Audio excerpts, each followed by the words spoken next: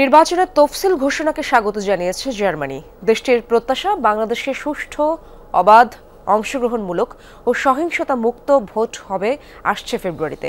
Jamuna টেলিভিশনকে German রাষ্ট্রদূত আরও জানান, আসন্ন নির্বাচন নিয়ে তার দেশসহ ইউরোপিয়ানদের ব্যাপক আগ্রহ রয়েছে। সেজন্য ভোটের আগে, ভোটের দিন ও পরেও পরিস্থিতি জানতে বুঝতে বড় আকারের পর্যবেক্ষক টিম পাঠাচ্ছে ইউরোপিয়ান ইউনিয়ন। অরেঞ্জ সহ বিভিন্ন ফ্লেভারে প্রাণ ললিপপ, জুসি জুসি ওয়ার্ল্ড। জাতীয় সংসদ নির্বাচন ও গণভোট একই দিনে অনুষ্ঠিত হবে। সব শঙ্কার অবসান, ফেব্রুয়ারিতেই হচ্ছে আগামী জাতীয় সংসদ নির্বাচন। আগামী 2026 সালের ফেব্রুয়ারি মাসের 12 তারিখ রোজ বৃহস্পতিবার 300 আসনে ত্রয়োদশ জাতীয় সংসদ সাধারণ নির্বাচন এবং একই সাথে জুলাই জাতীয় সনদ সংবিধান সংস্কার বাস্তবায়ন আদেশ 2025-এর উপর গণভোট অনুষ্ঠিত হবে। তফসিল ঘোষণার পর শুরু হয়েছে ভোটের ক্ষণ গণনা। এর আগেই অবশ্য প্রার্থী ঘোষণা করেছে বেশিরভাগ রাজনৈতিক দল। আগে থেকেই বাংলাদেশের নির্বাচন নিয়ে বন্ধুরাষ্ট্র ও উন্নয়ন অংশীদারদের আগ্রহ ছিল। 5 আগস্ট গণঅভ্যুত্থানের পর তা বেড়েছে আরও। বাংলাদেশে বিনিয়োগ, ব্যবসা বাণিজ্য সহ নানা কারণে আগামীর ভোটের দিকে তাকিয়ে আছে তারা।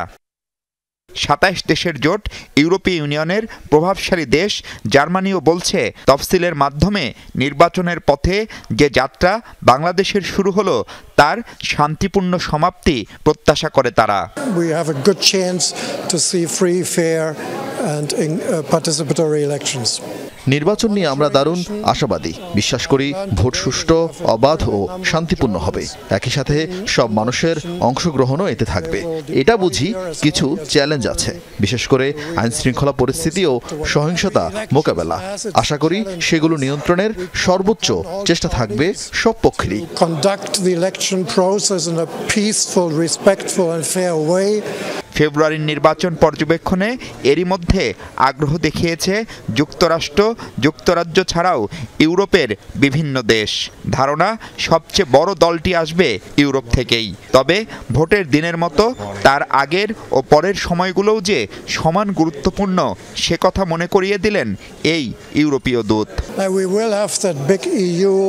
বড় পর্যবেক্ষক দল পাঠাবে ইউরোপীয় ইউনিয়ন, যেখানে জার্মানির 7 জন থাকার কথা। কেবল ভোটের দিন নয়, তার আগে এবং নির্বাচনের পরের দিনগুলোর পরিস্থিতি কেমন থাকে সেদিকে নজর থাকবে আমাদের।